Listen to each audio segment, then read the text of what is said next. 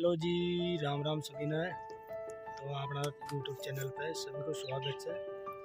तो एक और वीडियो लेकर आ गया मैं। तो अच्छा टला गाँव में दवाई